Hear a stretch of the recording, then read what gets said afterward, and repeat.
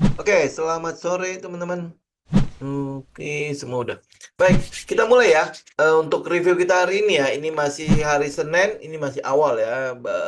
Tanggal berapa hari ini? Tanggal 9 Desember 2024 ya. Hari ini mungkin cuma akan setengah jam ya. Kalau teman-teman mau ada itu pertanyaan apa, teman-teman langsung itu aja karena singkat aja ya. Memang belum ada sesuatu yang mungkin bisa kita update di sini. Ya, kalau kita lihat dari indeks harga saham gabungan, aroma untuk window dressing-nya sudah mulai, tapi minggu depan itu mungkin akan jadi, atau minggu ini sama minggu depan lah ya. Minggu ini sama minggu depan teman-teman mungkin akan lihat ini akan jadi minggu yang cukup ini ya, yang cukup perlu teman-teman perhatikan ya, karena tanggal 11 nanti itu akan ada tingkat inflasi dari US. Ini akan menentukan The Fed itu jadi penurunan suku bunga apa tidak. Ya, kemudian penurunan suku bunganya akan terjadi pada tanggal 19 Desember. Berarti ya 19 Desember ya kurang lebih ya minggu depan ya, atau 2 minggu lagi ya. Tetapi dari sini, dari tingkat inflasi ini kita bisa lihat keputusan dari The Fed itu jadi atau tidak. Nah, kalau dilihat dari kesepakatan yang ada, ini kemungkinan besar itu akan ada Desember ini akan jadi penurunan suku bunga yang mungkin akan terakhir untuk The Fed ya. Nah, sedangkan kalau Januari itu Trump sudah menjabat. Jadi mungkin nanti akan ada gontok-gontokan lah ya antara si Trump sama si Jerome Powell ya. Karena si Trump itu bukanlah apa ya kita bilang ya, dia adalah pendukung untuk penurunan suku bunga ya, karena dia mengharapkan justru inflasi yang kalau bisa tinggi tapi stabil ya, tinggi tapi stabil. Itu adalah kebijakan yang Trump yang kita lihat dari periode pertamanya dia, karena ya dia bisnismen kan, dia butuh memastikan kalau apa ya kita bilang ya, pabrik-pabrik atau company-company atau perusahaan-perusahaan itu bisa mendapatkan keuntungan yang cukup. Ya, karena itulah makanya mereka butuh seenggaknya inflasi kan berarti ada kenaikan-kenaikan pada harga ya, ada dan bisa dibilang karena adanya inflasi maka kita bisa meraba kalau daya beli itu ada di pasar, kayak gitulah kurang lebih ya. Oke, nah itu mungkin yang akan kita lihat di minggu ini sama minggu yang akan datang ya. Pasti pasar itu akan mempresiin untuk suku bunga itulah. Ada penurunan 25 basis point kelihatannya akan terjadi. Ya, karena ini adalah apa kesempatan terakhir The Fed untuk nurunin suku bunga sebelum em, apa periode yang akan datang.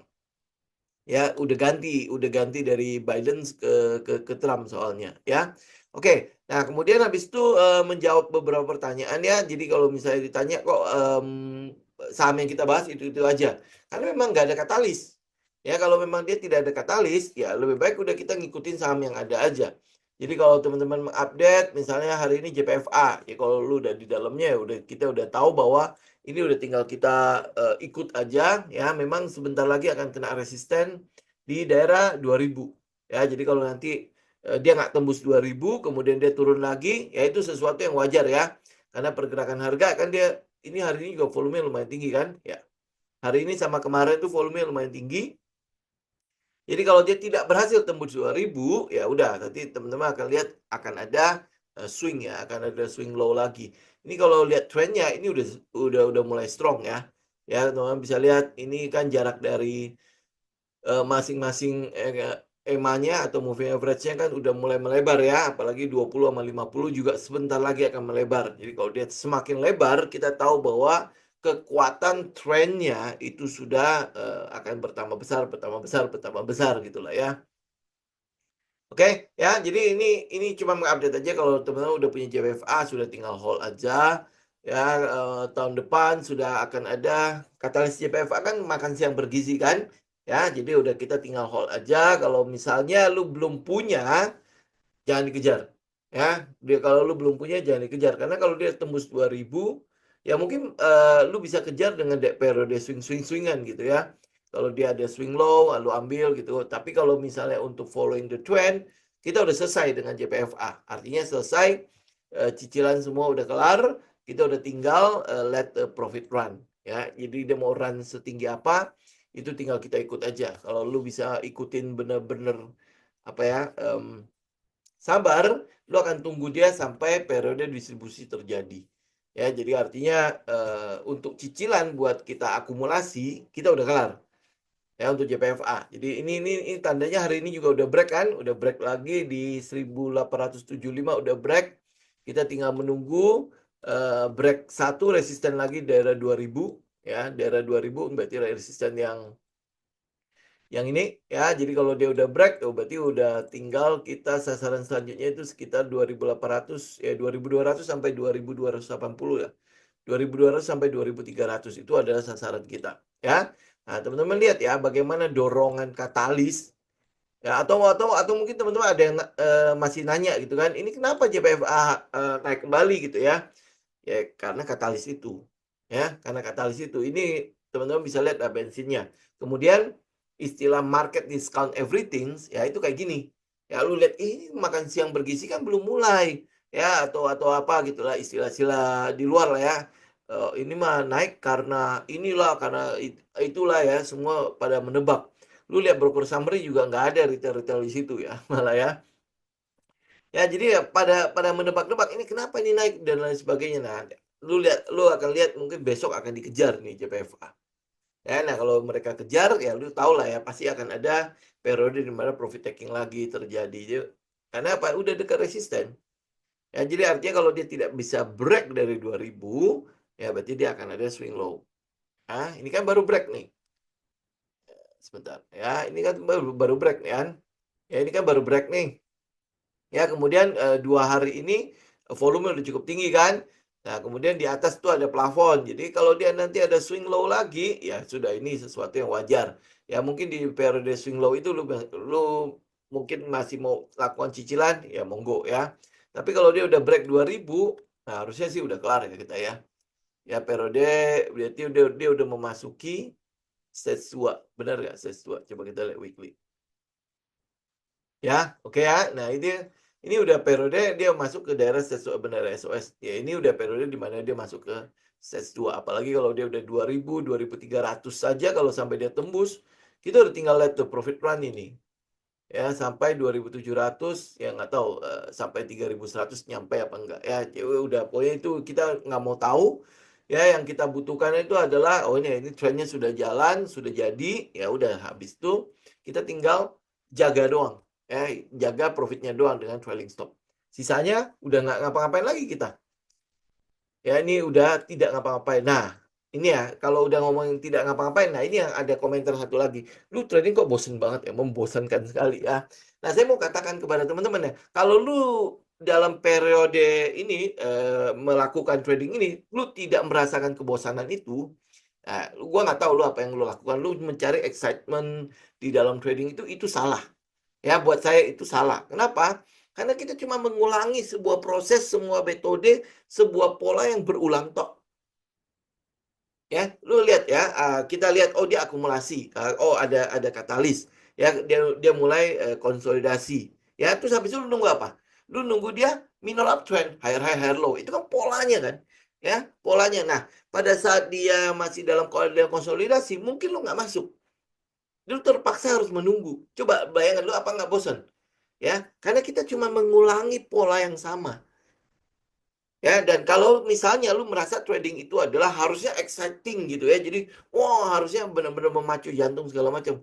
Nah, itu mungkin lu orang ada di daerah scalping. Ya, tapi kalau lu udah masuk ke swing, lu udah masuk ke daerah position, ya itu begini. Walaupun teman-teman ya, kalau di scalping sekalipun, yang lu tunggu juga pola yang sama. Cuman mungkin di scalping itu lebih ini ya, bikin itu ya deg-degan ya, "Wah naik apa enggak nih?" Ya polanya berulang nih, naik apa enggak nih, ya kan? Gitu kan?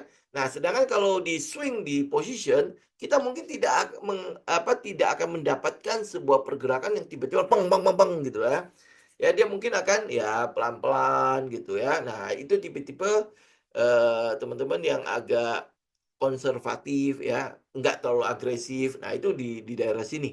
Di daerah swing, di daerah position. Ya, apalagi kalau teman-teman punya usaha, punya pekerjaan, dan lain sebagainya. Kalau lu nggak punya pekerjaan, memang lu carinya pasti di daerah scalping, gitu ya. Tapi kalau lu punya pekerjaan, lu punya usaha, lu punya hal yang perlu lu kerjakan, ya, ada sumber-sumber pendapatan yang lain yang perlu lu kerjakan. Nah, swing dan position itu adalah yang lebih cocok untuk tipe-tipe yang seperti ini ya. Karena itulah makanya sejak dari sekarang saya menyaring nih, kalau lu mau scalping jangan di sini, udah pasti nggak kena. Ya udah pasti nggak kena. Nah, apalagi kalau teman-teman yang mungkin yang masih di daerah kuliah, ya hampir boleh bilang, orang-orang nggak punya kerjaan gitu ya. Maksudnya masih dalam proses belajar, lebih banyak punya waktu gitu kan untuk ngeliatin pergerakan harga segala macam. Nah, itu di scalping mungkin lebih cocok. Jadi carilah pola di daerah situ. Ya, tapi kalau lu punya pekerjaan, ya artinya 9 to 5 tidak bisa lu tinggalkan, kemudian toko ya, lu nggak mungkin waktu untuk sepinya itu nggak bisa lu perkirakan kapan gitu kan. Nah, jangan bermain di scalping. Jangan bermain scalping, ada di daerah swing atau di daerah position saja, udah seperti itu ya. Jadi udah clear ya target saya kalau teman-teman gabung di sini termasuk yang nonton live di IG, nanti akhirnya kita upload di YouTube, ya targetnya udah clear. Lu kalau misalnya mau swing, mau di position, nah itu di sini. Ya kalau lu harapin scalping, nggak ada di sini ya. Percuma lu ngeliatin sampai semua video pun percuma. Ya, oke. Ya, ini saya update aja untuk JPFA, kemudian update yang selanjutnya itu adalah Goto ya. Goto ini udah kita udah tahu dia udah break resisten kita ya di daerah 72 sampai 76 itu udah 78 malah ya. Ya, ini daerah resisten kita ya. Jadi kalau dia udah ini belum break ya. Hari ini ternyata tidak berhasil nembus 80, tidak berhasil ada di atas area itu. Jadi ya ini masih ya kita mungkin masih akan melihat Goto itu masih ada swing swing low-nya ya. Tetapi ini kita udah sama juga ya um, seperti apa JPFA. Ya kalau dia bisa break 80 berarti target selanjutnya kita ada di daerah 92 ya 90 92 ya kemudian habis itu daerah 100. Oke ya. Nah, cuman memang ya kenapa ini kok kayaknya lebih lelet ya. Oke.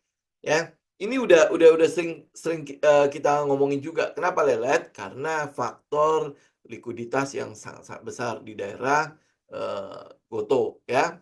Dia likuiditasnya apa? Karena saham yang beredar di masyarakat itu gede banget.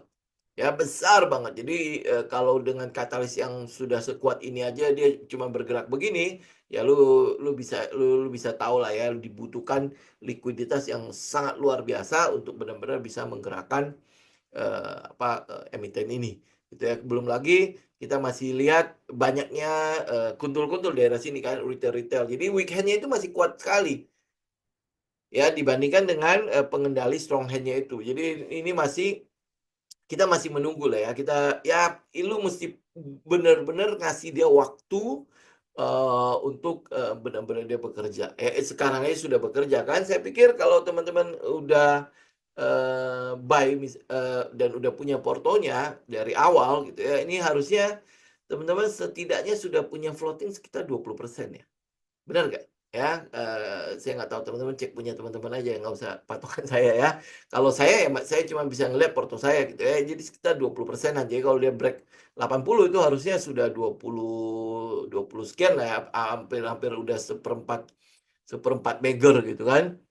Ya kalau dia udah sampai ke 92 itu harusnya teman-teman mungkin udah bisa mulai merasakan sekitar 80-an ya, 80-an bahkan mungkin udah ada yang beggar kalau lu kolek di daerah bawah sini, daerah 50-an ya, 54 ya.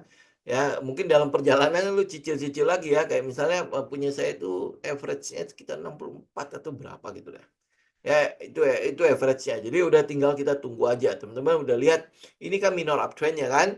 Ya, cuma memang pergerakannya ya butuh effort lah ya, butuh effort. Jadi ya selama katalisnya masih utuh, selama katalisnya masih baik-baik saja, ya udah kita udah tinggal ikutin aja. Nah, teman-teman habis itu, teman-teman lihat, pasti ada yang mulai lihat ini sebentar lagi akan golden cross. Nah, saya nggak bermain di daerah situ ya. Tapi kalau dia golden cross, ya udah ini mungkin udah rezeki kita. Berarti nanti ada mereka penganut golden cross akan ikutan juga bermain di daerah sini. Ya, dan golden cross-nya ini belum ya. Itu antara 50 dan 200. Jadi artinya secara long term ya, long term atau middle term ya. Jadi ini bukan short term karena short termnya sudah mulai. Ya, itu adalah secara long term dia akan trending ya mungkin akan cukup lama ya. Karena ini kan masih 50-nya masih di bawah 200 kan. Ya 50-nya masih di bawah 200. Jadi ya kita memang melihat bahwa secara middle-nya ya sampai ke long-nya itu belum terlalu trending banget. Ya, tetapi kita akan lihat dia akan lebih strong uptrend kalau EMA-nya itu berjejer ya, berjejer dari besar ke kecil ke atasnya. Ya, masih ingat ya. Teman-teman bisa lihat ke JPFA gitu. Ya, JPFA. Ini buat kita ukur trennya aja. Lu lihat ya, ini 200 ya, kemudian habis itu di atasnya di tengah-tengah itu adalah 20, kemudian habis itu di atasnya paling atas itu adalah 20. Ya, 250, 20 di tengahnya pasti 100. Ya, jadi kalau lu pakai sampai 4 EMA berarti 200, 100, 50 dan 20 itu udah dan kalau dia udah berjarak begini, ya semakin besar jaraknya berarti semakin strong uptrend untuk pergerakan harganya. Ya, ini kalau buat saya apa gunanya si indikator si EMA-nya itu buat saya itu kurang lebih seperti itu. Saya membaca trend, saya membaca kekuatan dari trend itu sendiri. Ya, jadi bukan untuk entry, bukan untuk itu ya. Kemudian habis itu dua EMA ini, EMA 20, EMA 50 kita gunakan untuk trailing stop ya. Itu cuma mengingat aja ya. Oke, jadi kalau dia udah begini, lu lihat ya 50 kan masih di bawah ya. Ya, jadi kalau lu masih trailing, itu jelas trailingnya masih tinggi sekali ya, masih jauh banget ya di 50-nya. Jadi untuk dia swing sampai ke bawah sampai ke 50 dan dia kena, itu lu udah tahu berarti trendnya sudah patah, sudah selesai. Gitu. Tapi kalau misalnya lu lihat ya, jaraknya kan jauh nih. Sekarang harganya di mana? 1955. Sedangkan harga EMA 20-nya di mana? 1765. Kemudian harga EMA 50-nya ada di 1700 ya. Nah, lu akan lihat harga akan cenderung bergerak kembali ke EMA itu. Ya, ke garis moving average-nya karena dia kayak magnet gitu kan. Kalau dia bergerak terlalu jauh nanti dia akan ada swing dekat ke seenggaknya mendekati area tersebut. Lo akan lihat seperti itu ya. Jadi selama dia masih ada di atasnya, kita tahu trennya masih cukup utuh. Jadi kita bisa following the trend. Ya kan? Simpel kan? Ya makanya kalau bilang bosen, ya emang iya bosen banget gitu kan. Karena pergerakannya cuma begitu aja. Apa yang kita lakukan ya cuma begitu saja. Ya, karena framework kita begitu. Ya, ini mungkin buat teman-teman yang kemarin nanya juga frameworknya apa sih gitu ya. Nah, ini frameworknya seperti ini. Ya, ini adalah gambaran buat teman-teman kalau misalnya melakukan analisa. Ya, ini buat teman-teman yang bukan alumni lah ya. Alumni harusnya udah tahu lah ya. Di IG kayaknya kepotong nih. Gimana caranya saya itu? Kayaknya nggak bisa ya. Bisa nggak? Nggak kelihatan kayaknya ya. Tapi ini seenggaknya udah inilah, udah cukup kelihatan ya. Jadi yang pertama itu yang teman-teman harus cari itu ada katalisnya. Kalau dia nggak ada katalis, lu nggak usah naik ke atas. Nah, ini yang sering saya bilang, lu nggak usah naik ke atas. Jadi kalau katalis ini ya katalis ini tidak ada, lu nggak usah capek-capek analisa ke atas. Ya, ini framework yang kita. Ya, kalau lu bilang bosan ya begini. Ya kalau lu nggak ada katalis, ngapain lu cari yang lain? Gitu. Jadi kalau lihat ya, kenapa kita sahamnya cuma begitu-gitu aja? Karena yang penting katalisnya dulu. Kalau katalisnya ada, sentimennya ada sebuah hal yang membuat si gajah-gajah itu melakukan pengumpulan barang, ya maka kita cek ke atas. Gitu. Kalau nggak ada, ya sudah nggak usah. Ya nggak ngapain gitu loh, lu capek-capek cek fundamental, cek katalis, cek bikin trading plan segala macam buat apa? Gitu ya. Jadi ini udah sangat sangat menghemat sekali waktu teman-teman ya. Jadi kalau lu lihat framework kita ya, framework kita cuma begini aja. Jadi kalau lu melakukan analisanya begini. Ya, jadi kalau lu cari katalis dulu, ya, yang lu perlu capek-capek itu adalah mengobok-obok katalis. Ya, mengobok-obok katalis. Nah, katalis ini harus mencerminkan apa? Mencerminkan gampang. Lu cari katalis yang bisa mempengaruhi life cycle-nya sebuah perusahaan. Life cycle dari sebuah perusahaan apa? Ini kayak gini nih. Ya, turn around cyclical dan startup. Itu life cycle-nya. Ya, life cycle itu adalah siklus hidupnya perusahaan. Ya, siklus hidup perusahaan cuma begitu aja, berputar di 3 tempat itu saja. Ya, lu cari, dia akan ini kalau ada kata ini ada potensi nggak si emiten ini mengalami turnaround cyclical atau startup? Ya kalau nggak ada, udah kata lupakan. Ya nggak usah pusing-pusingin, "Oh ini kayaknya katalisnya harus dapat," gitu dan lain sebagainya, nggak usah. Ya kayak kemarin saya bilang ya soal PPN 12%, ini kan udah makin jelas nih ada apa namanya, ada list barang-barangnya, kemudian habis itu barang-barangnya lebih ke arah, apa, kebutuhan tersier. Jadi artinya ya bukan di dalam kebutuhan pokok lah, ya bukan dalam kebutuhan pokok, bukan sandang pangan papan gitu ya. Jadi ini masih daerah ya pokoknya itu barang-barang yang kalau nggak ada dalam kehidupan kita sehari-hari nggak akan membuat kita bermasalah lah hidup kita gitu kan. Nah, kalau lu merasa bahwa, ini abu-abu nih kayak gitu segala udah lupakan aja. Jadi nggak usah ngotot bahwa ini katalis ini pasti ada yang positif gitu kan, nggak usah pusingin. Ya cari aja yang lain, begitu lu udah clear gitu ya, oh bahwa, oh ini katalis ini akan membuat si perusahaan ini terdampak nih gitu. Ya jadi contoh misalnya kayak makan bergizi gratis. Apa yang kita lihat di situ? Makan bergizi gratis. Oh makanya kita breakdown. Ya kita breakdown, oh ini ada lauk pauk, 4 sehat 5 sempurna dan lain sebagainya kan. Ya ternyata di dalam 4 sehat 5 sempurna itu cuma ditambah susu doang. Nah, daripada gue repot-repot mencari lauk pauk dan lain sebagainya, emitennya mana, udah gue konsentrasi pada susu. Nah, susu ini perusahaan mana yang kira-kira akan mengalami life cycle ini ya? Turnaround, cyclical, dan startup. Ya, ini yang mau kita lihat kan. Oh, Cimory udah di atas ya. Lu kalau misalnya dia bilang dia turnaround, kayaknya susah. Kemudian lu mau bilang dia cyclical, apa yang dicyclicalkan gitu ya. Kemudian habis itu kalau kita bilang startup, ke potensi adanya peningkatan pada pendapatan, lah dia kan bukan susu ya, tapi yogurt ya. Nah, kalau yogurt itu kan apakah cocok gitu ya kalau mau dimasukin ke dalam susu. Apalagi sekarang budgetnya itu dikurang dari 15.000 cuma tinggal 10.000. Nah, jadi nggak mungkin dia ngambil yogurt kan. Nah, lu tinggal coret Cimory. Nah, sisanya apa? Sisa ada Indofood, ada apa ULTJ ya. Kemudian habis itu kalau lu nggak tahu lagi susu apa, lu datang ke supermarket. Ini namanya ground checking. Ya lu datang ke supermarket, ya lu cari ini susu ada merek apa saja. Ya simpel kan? Ya itu cara kita melakukan analisa. Ya, nah kalau lu nggak tahu susu itu mereknya apa, lu jalan aja ke minimarket atau ke supermarket. Ya, kemudian di rak susu itu lu cek mereknya apa nih, siapa punya nih. Ya, nah ini kira-kira nanti lu udah dapet nih, lu tinggal kumpul-kumpulin, nah pulang lu googling. Ini siapa yang produksi ya, ini siapa, siapa, siapa. Gitu kan? Nah, dari situ lu bisa langsung mulai lihat gitu, oh ini loh. Ya kayak misalnya kenapa kita ambil JPFA. Susunya dari mana? Itu kan unggas, kita taunya dia ayam segala macam kan. Ternyata kalau lu telusuri, ada loh namanya Greenfield. Ya namanya Greenfield. Jadi susu Greenfield itu JPFA itu ini adalah anak perusahaannya JPFA. Ya, anak perusahaannya. Jadi oh ini ya kenapa ada Indofood di situ? Oh, dia punya Indomilk namanya. Ya, walaupun dia anak perusahaan, tapi di bawah mana? ICBP apa Indofood? Gitu kan, jadi INDF apa tuh ICBP, jadi lu udah bisa dapat nih. Nah, next habis itu lu tinggal lihat ke atasnya, di bagian fundamental.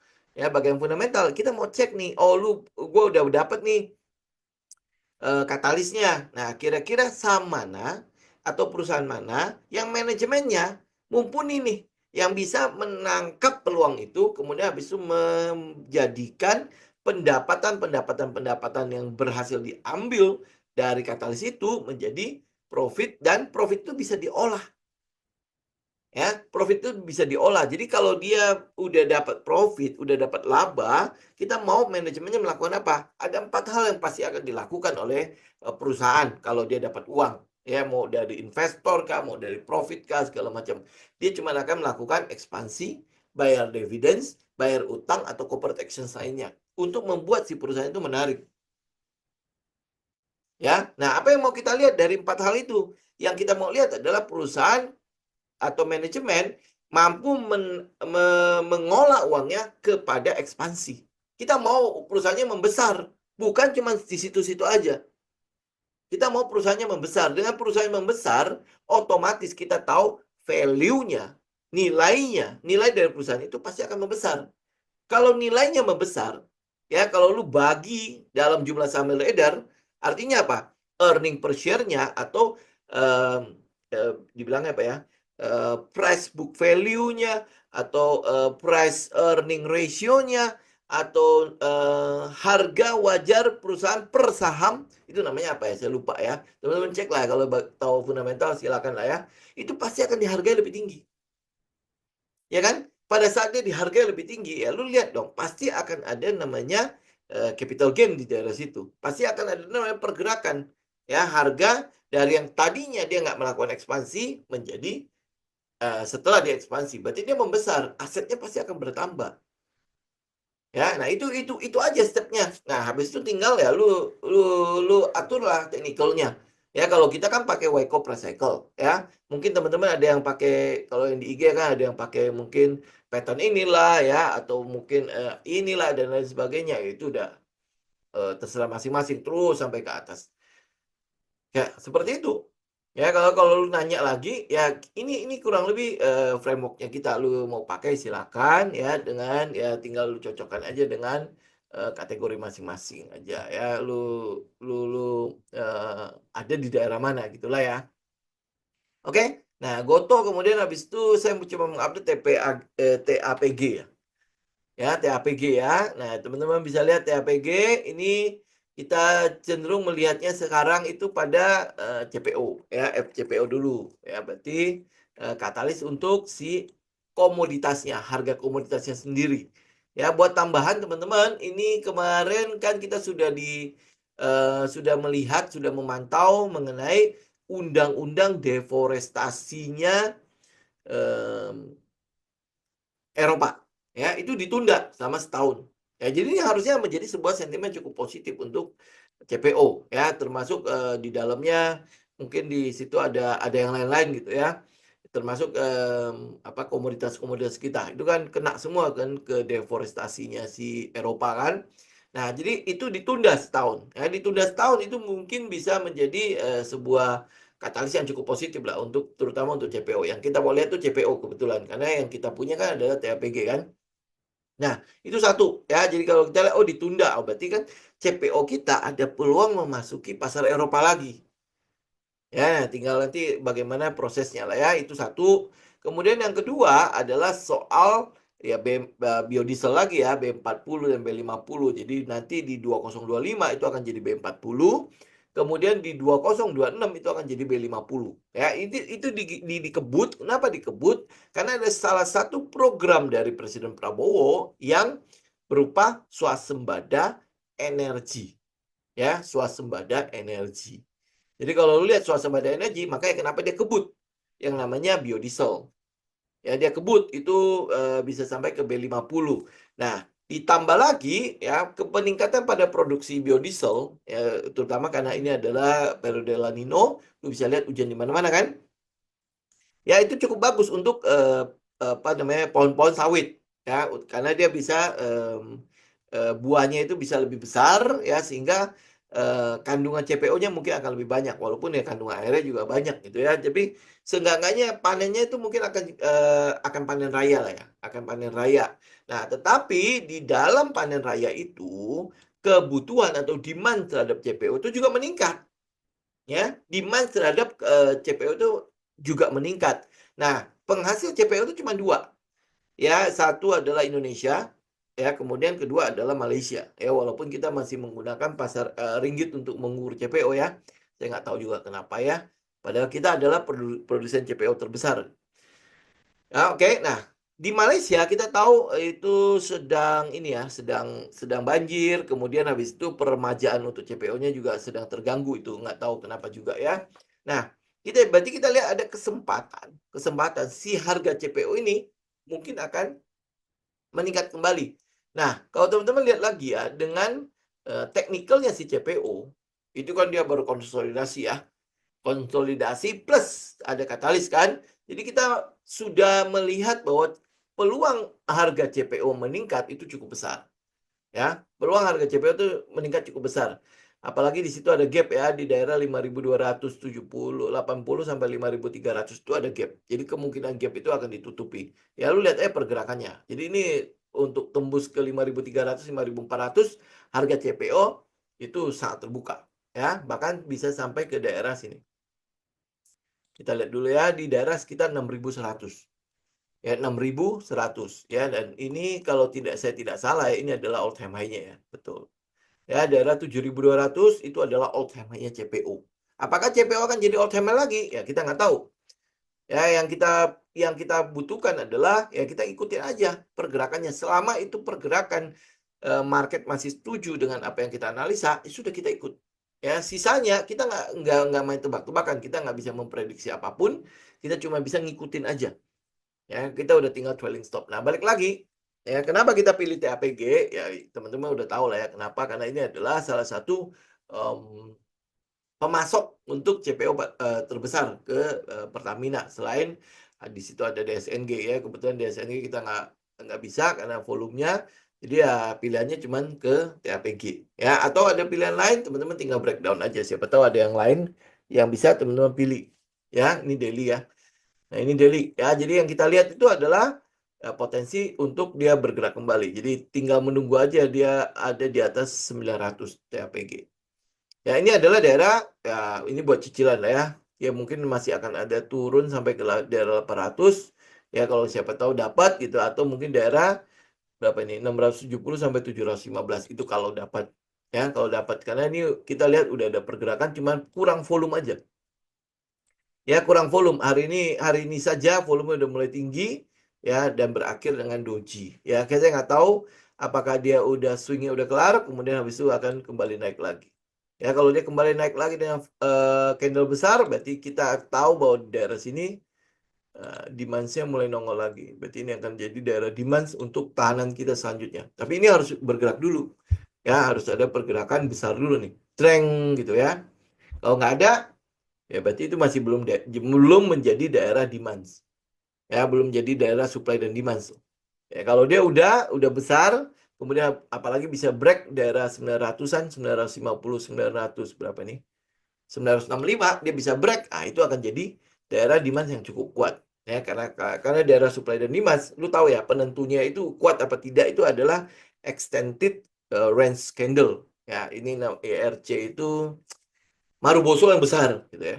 Tahu ya candle Maruboso yang besar ya. Kalau bahasa kerennya itu adalah extended uh, range candle. Ya, jadi satu Maruboso yang besar. Nah, itu kalau dia nongol itu, ini akan jadi daerah tahanan yang sangat kuat. Di daerah 840 sampai 885. Ya, jadi kita tunggu aja pergerakan itu. Oke, oke teman-teman, saya pikir saya update ini aja ya. Oh, sama satu lagi si Raja ya. Si Raja ya. Nah, Raja ini ya saya cuma mau ingatkan aja ya. Buat teman-teman yang agresif aja ya. Kalau konservatif ini kayaknya rada-rada pasti keluar masuk terus nih. Ya. Jadi ini hanya untuk teman-teman yang agresif saja, yang kuat lah untuk menghadapi pergerakan yang turun naik dari si Raja ini ya. Tapi kalau enggak ya sudah, lebih baik nggak usah ikut. Cari aja emiten yang berhubungan dengan perminyakan yang lain. Ya, tapi nggak tahu sekuat ini nggak ya. Tapi lu bisa cari emiten perminyakan yang lain. Ya, contoh misalnya kemarin kan kita masih punya Suni ya kalau nggak salah ya. Ya, masih punya Suni. Ini Suni memang agak ini ya, agak slowly ya. Kemudian likuiditasnya juga lu harus perhatikan juga. Karena dia nggak gede ya likuiditasnya. Teman-teman mungkin masih punya AKR ya. Cuman ini mesti dikorek dulu ya. Ya katalisnya ya AKR, kemudian habis itu Medco ya. Jadi lu mesti pegang dulu nih, lu mesti benar-benar tahu dulu ya apa yang menjadi penggeraknya dan lain sebagainya ya. Yang penting itu ya, lu pegang dulu itu ya. Kalau saya kan memang ambil si Raja ya, karena penggeraknya you know lah ya, itu lebih kuat penggeraknya daripada yang lain ya kan. Tetapi kalau misalnya lu nggak cocok dengan pergerakan harganya, jangan dipaksain. Ya, jangan dipaksain masuk dalam situ. Itu nanti pasti berakhir dengan tidak terlalu bagus. Ya, apalagi psikologinya kita nggak cukup nggak cukup mumpuni ya untuk ngikutin pergerakan turun naiknya ya. Lebih baik jangan. Cari aja yang konservatif kayak misalnya Medco, Akra gitu ya.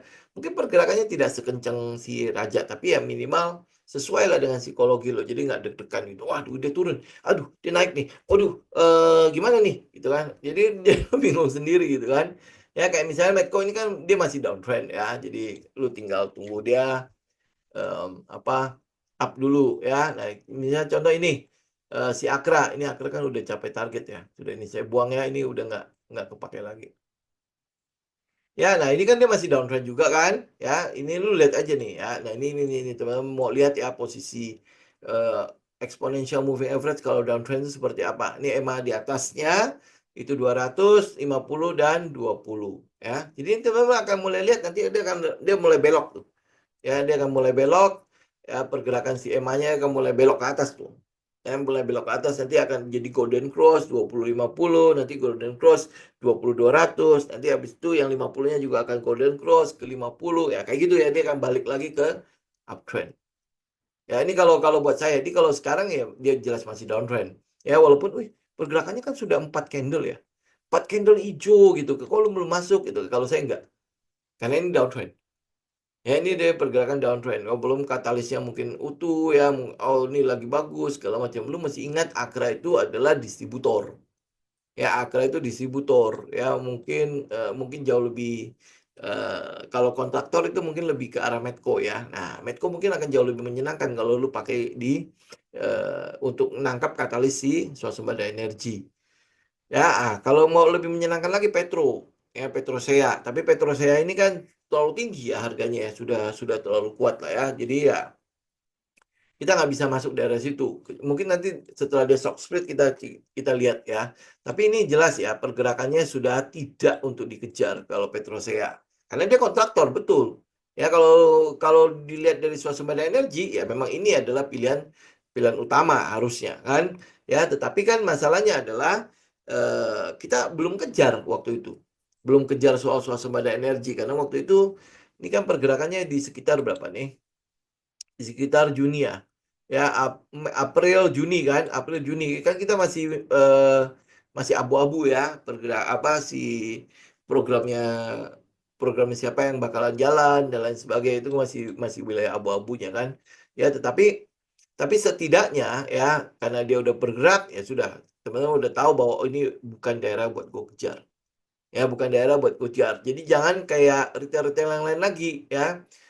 Oh, ini tegak lurus. Ini harusnya masuk nih. Kenapa? Karena strong uptrend.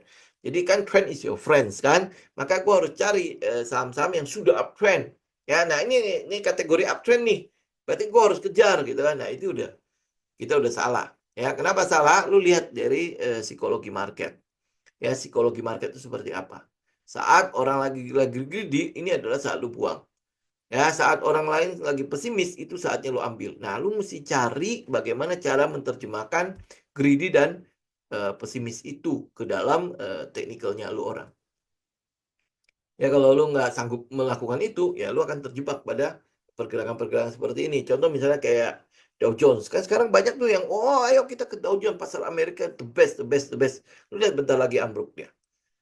Ya, nah lu lihat kayak Bitcoin gitu. Oh, Bitcoin the best ya. Kenapa? Karena didukung oleh Donald Trump ya. Dia bahkan sampai si Elon Musk sampai kepala SEC. SEC itu semacam OJK-nya Indonesia gitu. Itu adalah orang yang pro dengan kripto gitu kan. Jadi ini akan ya kripto ini akan ada kejayaannya. Semua hal yang sudah euforia seperti itu didepresin oleh market. Ya, jadi kalau dia udah dipricing oleh market, mungkin memang akan ada pergerakan. Mungkin lo masih bisa menikmati 1-2 bulan ke depan. Tapi itu jelas adalah market di mana market euforia itu terjadi. Jadi dia harus ada koreksi. Karena tidak selamanya orang bisa menghold sebuah pergerakan.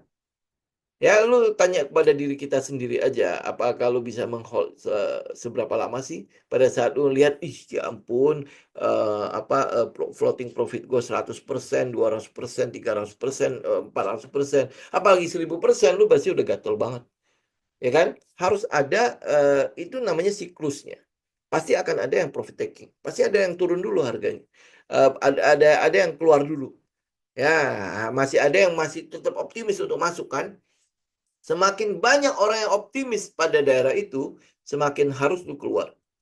Karena itu memang psikologi market seperti itu. Dan lu mungkin ya teman-teman kalau misalnya mencatat ini, menjurnal ini semua, lu mungkin akan melihat bahwa apa yang gua katakan hari ini itu cukup masuk akal buat teman-teman.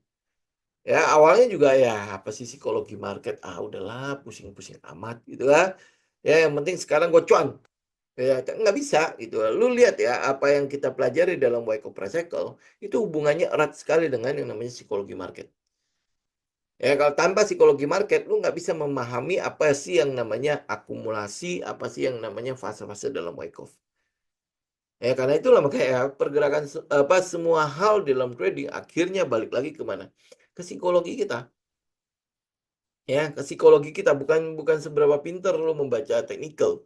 Ya, bukan seberapa pintar lu tahu tentang pattern-pattern dalam technical. Tapi bagaimana lu pas praktekinnya, pas actionnya, sama seperti yang kemarin saya bilang ya. Apa yang ya mungkin ya Pak Prabowo bilang lah, lu orang kecil jangan main saham lah, itu yang untung pasti orang lain. Ya, kenapa? Karena dia nggak praktek. Yang dia terima adalah informasi-informasi tentang banyaknya bandar-bandar dalam setiap pasar modal. Ya betul itu.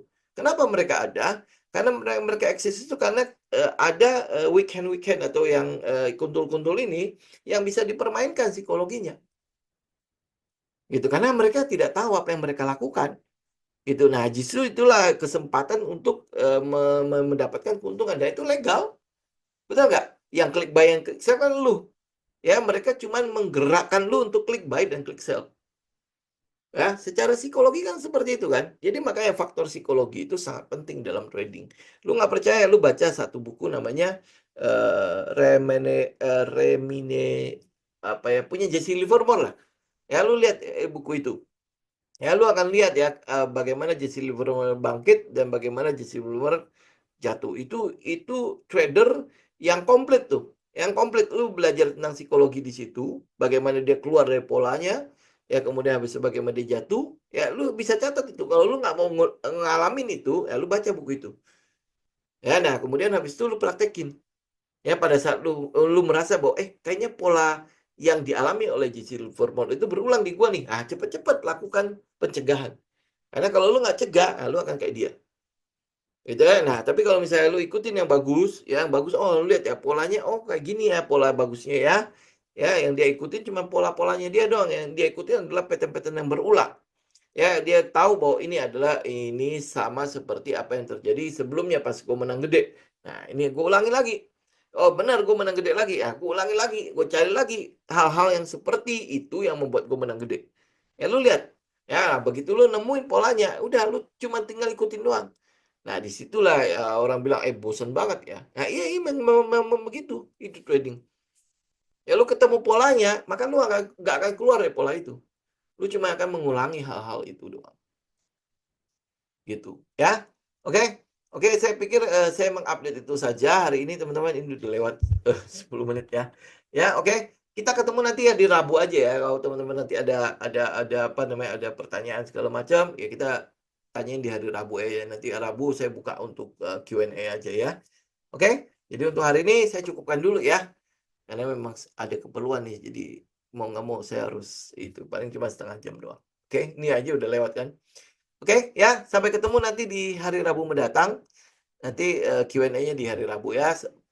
Kalau lihat dari saham-saham yang kita punya, ya seenggaknya nggak ada masalah. Ya, jadi udah tinggal kita hold aja. Kita tinggal ikutin aja trendnya. Oke, ya, God bless semua. Ya, saya izin pamit. Thank you.